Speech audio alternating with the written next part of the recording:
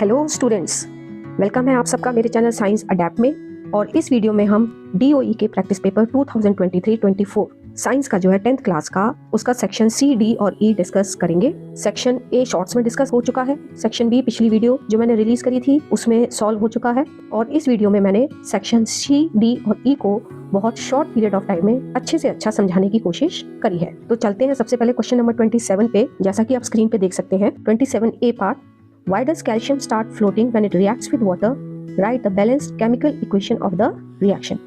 इसमें बच्चों मेटल का रिएक्शन वाटर के साथ दिया गया है। जब कोई भी मेटल वाटर के साथ रिएक्ट करता है तो हाइड्रोजन गैस लिबरेट होती है, तो जब कैल्शियम भी वाटर के साथ रिएक्ट करता है तो हाइड्रोजन गैस लिबरेट होती है और वो उसके साथ स्टिक हो जाती है, जिसकी वजह से कैल्शियम पानी के अंदर फ्लोट करता है। स्क्रीन पर आप आंसर और इसके अंदर जो रिएक्शन इन्वॉल्व है वो भी लिखा हुआ है, उसे देख सकते हैं। अब हम आते हैं बी पार्ट पे। Name 2 metals which do not react with water. Aluminium, zinc और आयरन ऐसे 3 मेटल्स हैं जो वाटर से रिएक्ट नहीं करते लेकिन स्टीम से रिएक्ट करते हैं। तो इन 3 मेटल्स में से किन्हीं भी 2 मेटल्स का नाम आप आंसर में लिख सकते हैं। नेक्स्ट क्वेश्चन नंबर 28, यहाँ पर 3 इक्वेशंस दी हुई हैं। ये डायरेक्ट इक्वेशंस है बेटा, इनको आपको बैलेंस करके पूरा करना है। तो आंसर स्क्रीन पे डिस्प्लेड है, आप इन्हें देख सकते हैं। अब आते हैं हम और पार्ट पे। First question, right 2 properties of gold which make it the most suitable metal for ornaments. Gold जैसा कि आप सब जानते हैं बहुत से एक शाइनिंग मेटल है, और जो मेटल्स की शाइनिंग प्रॉपर्टी होती है उसे बोलते हैं मेटालिक लस्टर। दूसरी चीज, गोल्ड को या किसी भी मेटल को बहुत ही आसानी से थिन वायर्स के अंदर मोल्ड किया जा सकता है। मेटल्स की इस प्रॉपर्टी को डक्टिलिटी बोलते हैं। तो आप कोई भी 2 प्रॉपर्टीज गोल्ड की, मेटालिक लस्टर या डक्टिलिटी, आंसर में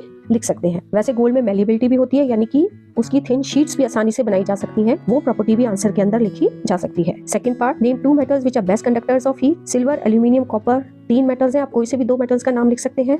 थर्ड है 2 metals which melt when you keep them on your palm. Gallium और सीजियम इनके आंसर्स हैं। ये ऐसे मेटल्स हैं जिनका मेल्टिंग पॉइंट बहुत लो होता है और ये पाम पर रखने से ही मेल्ट हो जाते हैं। Question number 29, define reflex arc. Draw flow chart showing the sequence of events which occur during sneezing. Reflex arc वो होता है बेटा जो भी एक्शन अपने आप होता है, जैसे कि स्नीजिंग है, कफिंग है, या कोई भी हम गर्म चीज को हाथ लगाते हैं तो एकदम से हाथ हटा लेते हैं, उस एक्शन के लिए जो पूरा पाथ फॉलो होता है उसको रिफ्लेक्स आर्क कहते हैं। तो अगर रिफ्लेक्स आर्क को डिफाइन करना है तो हम कह सकते हैं अ pathway taken by a nerve impulse in a reflex action is called the reflex arc.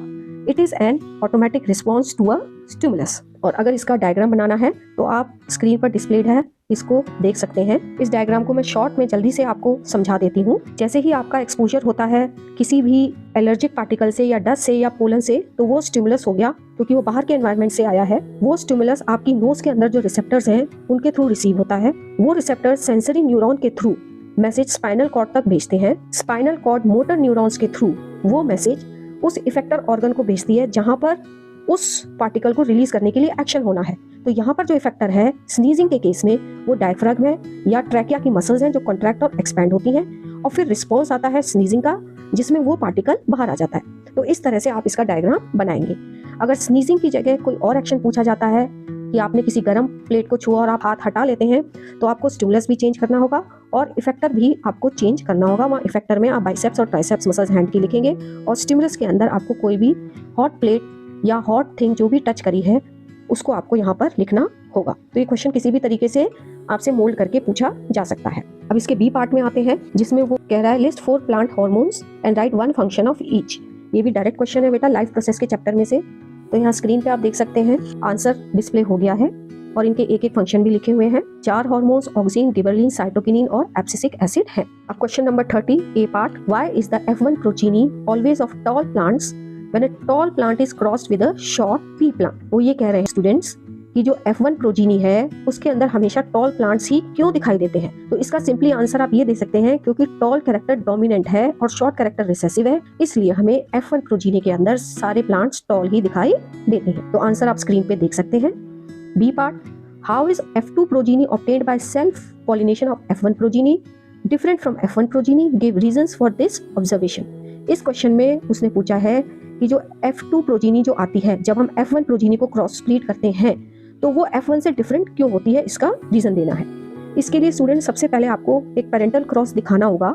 इस पेरेंटल क्रॉस में आप पेरेंट्स लेंगे टॉल और ड्वार्फ। टॉल के जो दोनों फैक्टर्स हैं वो टॉलनेस होंगे यानी प्योर ब्रीड टॉल की लेंगे एक होमोजाइगस कंडीशन में, और डॉर्फ के अंदर दोनों जो फैक्टर्स हैं वो डॉर्फ यानी जिनको हम स्मॉल टी से रिप्रेजेंट करेंगे। टॉलनेस का कैरेक्टर कैपिटल टी से रिप्रेजेंट किया जाएगा। तो अब यहाँ पर ये पूरा चार्ट डिस्प्लेड है। इसमें आप देख सकते हैं पहले गमीट्स बने हैं, गमीट्स के बनने के बाद उनको क्रॉस किया गया और जब वो क्रॉस हुए तो F1 जनरेशन बनी। अब टॉलनेस डोमिनेंट कैरेक्टर है, इसलिए जब वो प्लांट्स ग्रो करे तो सारे प्लांट्स टॉल ही दिखाई दिए, यानी फिनोटाइप सबका टॉल था। हालांकि जो जीनोटाइप है वो हेटेरोजाइगस कंडीशन में है, यानी एक कैपिटल टी है और एक स्मॉल टी है। अब सेकंड केस में आपको ये जो F1 जनरेशन की प्रोजीनी है, इसी में से दो पेरेंट्स को लेकर के हमने क्रॉस किया। तो आप सेकंड चार्ट में देख सकते हैं कि दोनों ही प्लांट्स का फिनोटाइप टॉल है, लेकिन जो उनका जीनोटाइप है वो हेटेरोजाइगस कंडीशन में है, यानी कि एक फैक्टर टॉल कैपिटल टी है और एक फैक्टर स्मॉल टी है। अब गमीट्स बने, फिर जब उन्हें क्रॉस किया गया तो F2 जनरेशन के अंदर 3 प्लांट्स शॉर्ट आया। ये एक सिंपल रेशियो बताई गई है 3:1 की फिनोटाइप की, टॉल इज टू शॉर्ट की। अब वो पूछ रहा है कि इसके रीजन देने, तो इसके रीजन में आप बता सकते हैं फर्स्ट पॉइंट में कि जीन्स डोमिनेंस की नेचर को शो कर रहे हैं। सेकंड पॉइंट में आप बता सकते हैं कि F1 जनरेशन के अंदर जो टॉलनेस कैरेक्टर है वो डोमिनेंट है, इसलिए सारे प्लांट्स टॉल दिखाई दिए। और थर्ड पॉइंट में आप ये लिख सकते हैं कि F2 जनरेशन के अंदर एक प्लांट हमें शॉर्ट दिखाई दिया, क्योंकि उसमें दोनों ही फैक्टर्स शॉर्ट के हैं, डोमिनेंट वाला जीन उसमें है ही नहीं, इसलिए जो स्मॉल टी है वो रिसेसिव है और जो कैपिटल टी है वो डोमिनेंस है। अब सी पार्ट पे आते हैं। सी पार्ट में उसने पूछा है state a conclusion that can be drawn on the basis of this observation. तो कंक्लूजन इसमें क्या ड्रॉन होता है बच्चों, यहाँ स्क्रीन पे देखिए। फर्स्ट पॉइंट में दोनों ही पेरेंट्स इक्वली कंट्रीब्यूट कर रहे हैं प्रोजीनी के लिए। सेकंड पॉइंट में ट्रेट्स डोमिनेंट भी हो सकते हैं और रिसेसिव भी हो सकते हैं। थर्ड पॉइंट में बताया गया है डोमिनेंट ट्रेट एक्सप्रेस होगा हेटेरोजाइगस कंडीशन और होमोजाइगस कंडीशन, दोनों कंडीशंस में, क्योंकि वो डोमिनेंट है। लेकिन जो रिसेसिव ट्रेट है वो तभी एक्सप्रेस होगा जब दोनों ही फैक्टर्स रिसेसिव को हो, यानी कि कंडीशन होमोजाइगस हो। अब आते हैं क्वेश्चन नंबर 31 पे। A person may suffer from both myopia and hypermetropia defects. Myopia और हाइपरमेट्रोपिया डिफेक्ट्स बच्चों आइज के डिफेक्ट होते हैं। मायोपिया में हम कहते हैं कि जिसमें दूर की नजर कमजोर हो जाती है, और हाइपरमेट्रोपिया में हम उसे आम भाषा में बोलते हैं कि पास की नजर कमजोर हो जाना। मायोपिया को शॉर्ट साइटेडनेस भी बोला जाता है और हाइपरमेट्रोपिया को लॉन्ग साइटेडनेस भी कहा जाता है। अब एक क्वेश्चन में पूछ रहा है what is this condition cause. अब जिस कंडीशन में दोनों हो जाते हैं इस कंडीशन को बोलते हैं प्रेसबायोपिया। तो ए के आंसर में हम लिखेंगे प्रेसबायोपिया। आपकी नॉलेज के लिए बता दूं, प्रेसबायोपिया एक हाइपरमेट्रोपिया का स्पेशल केस है जो ज्यादातर ओल्ड एज में होता है। ज्यादातर हमने देखा होगा जो ओल्ड एज के पर्संस हैं उनकी पास की नजर कमजोर हो जाती है और उन्हें कोई भी बुक्स वगैरह बहुत दूर, थोड़ा सा दूर रख करके पढ़नी पड़ती है। तो बी पार्ट में वो यही पूछ रहा है when does it happen. It happens in old age. और ऐसा क्यों होता है इसका आंसर भी स्क्रीन पे डिस्प्लेड है, आप देख सकते हैं। अब सी पार्ट में वो पूछ रहा है name the type of lens often required by the person suffering from this defect. तो इस डिफेक्ट को दूर करने के लिए हम कॉन्वेक्स लेंस यूज करते हैं, क्योंकि इसके अंदर जो इमेज बनती है वो रेटिना के पीछे बनती है। अब इससे रिलेटेड डायग्राम्स भी वो कह रहा है। तो डायग्राम्स यहाँ स्क्रीन पे डिस्प्लेड हैं, आप देख सकते हैं। ये 3 डायग्राम्स आपको इसमें बच्चों बनाने होंगे। पहले केस के अंदर डिफेक्ट दिखाया गया है, आप देख सकते हैं इमेज रेटिना के पीछे बनी है। दूसरे केस में एक नॉर्मल पर्सन के अंदर इमेज किस तरह से रेटिना पे बनती है वो दिखाया गया है।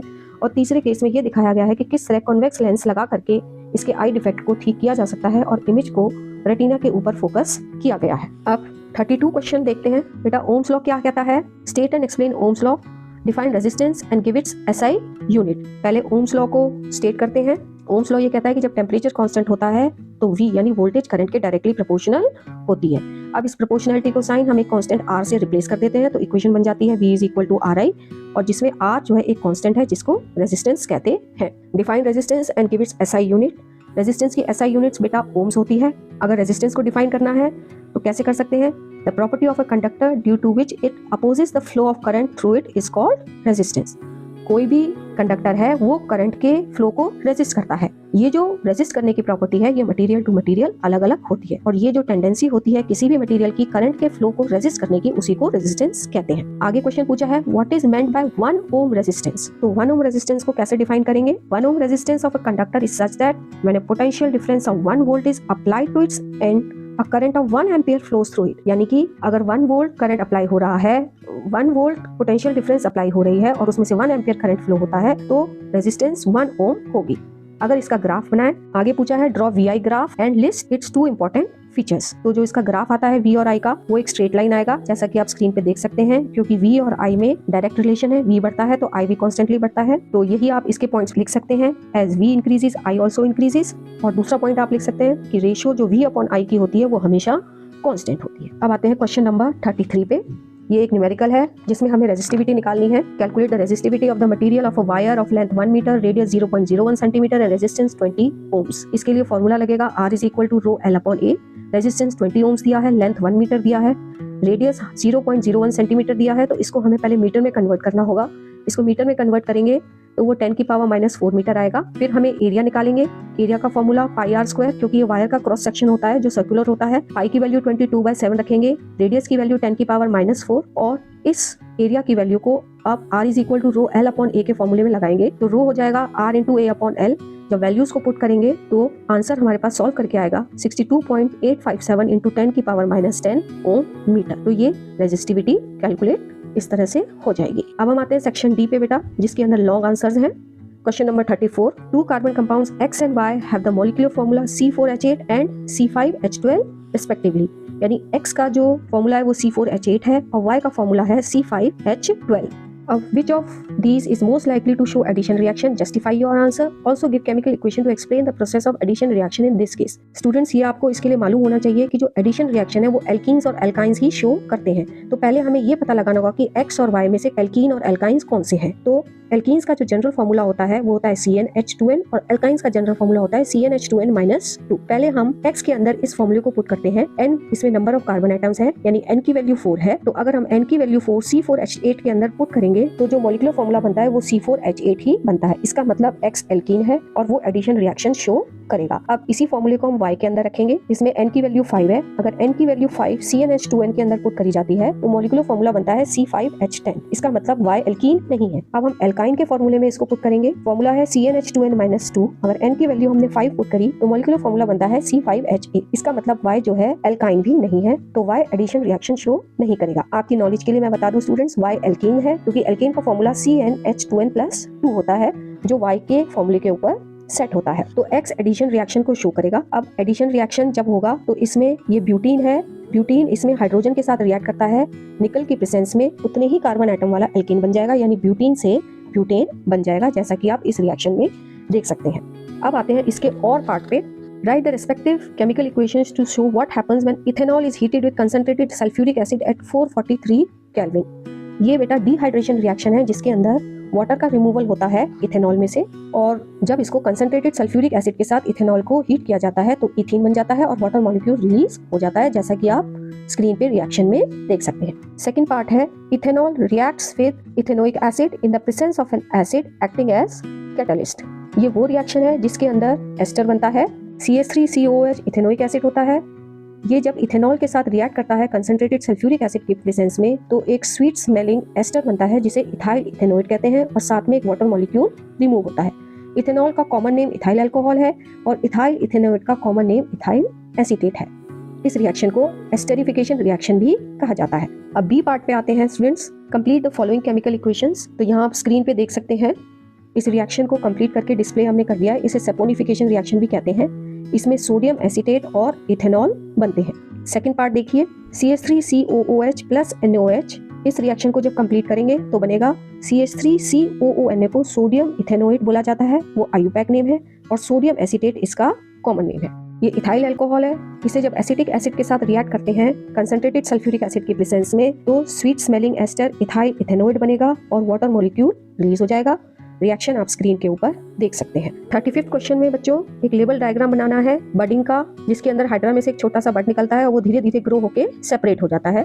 तो डायग्राम स्क्रीन पे डिस्प्लेड है। ये आपकी एनसीईआरटी की बुक्स में 8.4 के अंदर भी ये डायग्राम बना हुआ है। बी पार्ट में how do Plasmodium and लेशमानिया reproduce, right one difference in their mode of reproduction. Plasmodium और लेशमानिया दोनों में असेक्सुअल रिप्रोडक्शन होती है फिजन के थ्रू। एक के अंदर मल्टीपल फिजन होता है और एक में बाइनरी फिजन होता है। तो यहाँ स्क्रीन पे बेटा दोनों के आंसर्स डिस्प्ले। आगे के क्वेश्चन पे कंटिन्यू होते हैं। क्वेश्चन नंबर 36 का A part. Image formed by concave mirror observe to be virtual, erect and larger than the object. Where should the position of the object be relative to the mirror? Draw ray diagram to justify your answer.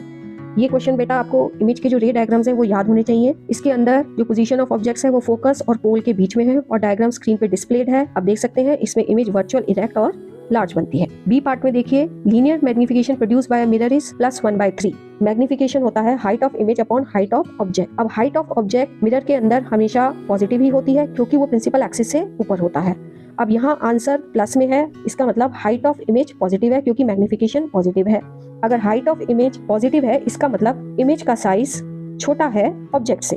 ये तीन बातें आप याद रखिए बच्चों। अगर magnification 1 से छोटी है तो इमेज स्मॉलर है ऑब्जेक्ट से, अगर मैग्निफिकेशन 1 है तो इमेज ऑब्जेक्ट के बराबर है, और अगर मैग्निफिकेशन ग्रेटर देन 1 है तो इमेज का साइज लार्जर है ऑब्जेक्ट से। तो यहाँ पर वो पूछ रहा है कि अगर मैग्निफिकेशन +1/3 है तो मिरर कौन सा है।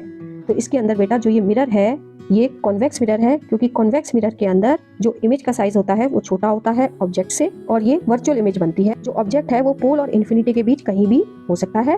डायग्राम आपकी स्क्रीन पे डिस्प्लेड है, आप उसको देख सकते हैं। अब हम आते हैं इसके और पार्ट पे। ए पार्ट में वो पूछ रहा है list 2 possible ways in which a concave mirror can produce a magnified image. मतलब वो 2 पॉसिबल वेज क्या हैं जिसमें कॉन्केव मिरर एक मैग्नीफाइड इमेज बनाता है। इनके बीच में जो डिफरेंस है वो भी आपको बनाते हैं। तो concave mirror magnified image 2 cases में बनाता है, 3 केसेस में बना सकता है बच्चों, जब ऑब्जेक्ट F और P के बीच में हो, या फिर ऑब्जेक्ट F पे हो, या फिर ऑब्जेक्ट F और C के बीच में हो। अब फर्क ये है कि फर्स्ट केस के अंदर जो इमेज है वो वर्चुअल है और इरेक्ट है, और बाकी 2 केसेस के अंदर जो इमेज है वो रियल है और इन्वर्टेड है। इसके लिए आपको बच्चों जो आपकी एनसीईआरटी की बुक्स में कॉन्केव और कॉन्वेक्स मिरर्स के जो चार्ट्स बने हुए हैं ऑब्जेक्ट्स की पोजीशन के, वो आपको अच्छे से याद होने चाहिए। बी पार्ट देखिए, 3 केसेस दिए, इन तीनों केसेस के लिए हमें रे डायग्राम बनाने हैं। तो वो तीनों केसेस के रे डायग्राम मैंने स्क्रीन पे डिस्प्ले कर रखे हैं। सबसे पहले आप ये देखिए हमें कौन से मिरर के लिए रे डायग्राम बनाने हैं। पहले केस के अंदर हमें कॉन्केव मिरर बनाना है। रे diagram passing through a centre of curvature of a concave mirror. तो कॉन्केव मिरर में जब रे सेंटर ऑफ कर्वेचर से जाती है तो वो उसी पाथ पे रिफ्लेक्ट बैक हो जाती है। सेकंड केस के अंदर देखिए हमें कॉन्वेक्स मिरर बनाना है, और जो रे है वो प्रिंसिपल एक्सिस के पैरेलल है, तो वो टकराने के बाद हमें अपीयर होगी कि फोकस से जा रही है, एक्चुअली में वो डाइवर्ज हो जाएगी। थर्ड केस के अंदर हमें कॉन्केव मिरर बनाना है, और जो रे है वो फोकस से पास हो रही है, तो वो मिरर से टकराने के बाद प्रिंसिपल एक्सिस के पैरेलल रिफ्लेक्ट हो जाएगी। अब आते हैं सेक्शन ई पे, जिसमें केस स्टडी के क्वेश्चंस दिए हुए हैं। केस स्टडी के क्वेश्चंस में बेटा आप पैराग्राफ को पढ़िए। हो सकता है आंसर्स आपको पैराग्राफ में से ना मिले, साइंस के अंदर ऐसा बहुत कम होता है कि आंसर्स उस पैराग्राफ में से मिल जाए। आपके नॉलेज के ऊपर ही या जितना आपने लर्न किया होगा उसी के बेस पर ही आप क्वेश्चंस के आंसर्स दे सकते हैं। तो 37 में इस पैराग्राफ को रीड करने में मैं टाइम नहीं लगाऊंगी, आप इसे खुद रीड कीजिए। हम सीधा क्वेश्चन पे आते हैं। ए पार्ट में वो कह रहा है what is the primary characteristics of carbon compounds. इसमें थोड़ा सा मिसप्रिंट है, वो पूछना चाह रहा है कि प्राइमरी कंपाउंड्स क्या बनते हैं जब कार्बन कंपाउंड्स की कंबक्शन होती है। तो इसमें आप लिख सकते हैं जब भी कार्बन कंपाउंड्स बर्न होते हैं तो कार्बन डाइऑक्साइड और वाटर बनते हैं। बी पार्ट में रिएक्शन को कंप्लीट करना है। स्क्रीन पे आंसर इसका डिस्प्लेड है, स्टूडेंट्स आप देख सकते हैं। सी में पूछ रहा है 2 एग्जांपल्स ऑक्सीडाइजिंग एजेंट्स के। तो 2 एग्जांपल्स अगर आप ऑक्सीडाइजिंग एजेंट्स के देना चाहें तो आप एल्कलाइन पोटेशियम परमैंगनेट और एसिडिफाइड पोटेशियम डाइक्रोमेट का एग्जांपल दे सकते हैं। लास्ट में उसमें पूछा है and their roles in oxidation reaction. इस क्वेश्चन का आंसर यहाँ पैराग्राफ में ही दिया हुआ है बच्चों। Certain substances play vital role in adding oxygen to others during oxidation reaction, these substances are known as oxidising agent. तो इसी आंसर को आप इसके आंसर में लिख सकते हैं, बाकी स्क्रीन के ऊपर भी आंसर डिस्प्लेड है। अब हम आते हैं क्वेश्चन नंबर 38 में। 38 में भी आप पैराग्राफ को पढ़ सकते हैं। ए पार्ट का आंसर है Fleming's left hand rule. Fleming's left hand rule को कैसे डिस्प्ले करना है उसका आंसर स्क्रीन पे दिया हुआ है। इसमें आपको लेफ्ट हैंड की 4 फिंगर, मिडल फिंगर और थंब को राइट एंगल्स के ऊपर रखना है, और डायग्राम में आप देख सकते हैं कि जब हम तीनों फिंगर्स को राइट एंगल्स की पोजीशन में रखते हैं और अपने हाथ को इस तरह से एडजस्ट करते हैं कि 4 फिंगर मैग्नेटिक फील्ड की डायरेक्शन में पॉइंट करे, सेंटर फिंगर करंट की डायरेक्शन में पॉइंट करे, तो थंब जिस डायरेक्शन में पॉइंट करेगा वो फोर्स की डायरेक्शन होगी। अब बी पार्ट में आते हैं, how will the magnetic field be affected on increasing the current through conductor. तो जैसे ही करंट बढ़ाया जाएगा मैग्नेटिक फील्ड की स्ट्रेंथ भी बढ़ेगी। सेकंड में reversing the direction of flow of current. अगर फ्लो ऑफ करंट की डायरेक्शन को हम रिजर्व कर देंगे तो मैग्नेटिक लाइंस ऑफ फोर्स की जो डायरेक्शन है वो भी रिवर्स हो जाएगी। और पार्ट देखते हैं, इसमें हमें सिंगल लूप ऑफ वायर के थ्रू मैग्नेटिक फील्ड लाइंस बनानी है। तो इसमें बेटा आपकी एनसीईआरटी की बुक्स में जो डायग्राम 13.8 है उस डायग्राम को आपको इसके अंदर बनाना है। अब 39 पार्ट में जो ए पार्ट है उसका आंसर स्पाइरोगायरा है। स्मॉल फ्रेगमेंट ने नए फिलामेंट को राइज दिया, इसका मतलब उसमें रिप्रोडक्शन हुई। सी पार्ट के अंदर पूछ रहा है how will an organism be benefited if it reproduces through spores. इसका आंसर बच्चों स्क्रीन पे डिस्प्लेड है, आप यहाँ पर देख सकते हैं।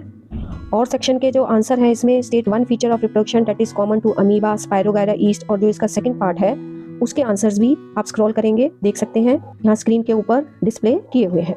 तो होप स्टूडेंट्स आपको सारे आंसर समझ में आ गए होंगे। तो मेरी नेक्स्ट वीडियोस के लिए मेरे चैनल पे बने रहे। Thank you and good bye.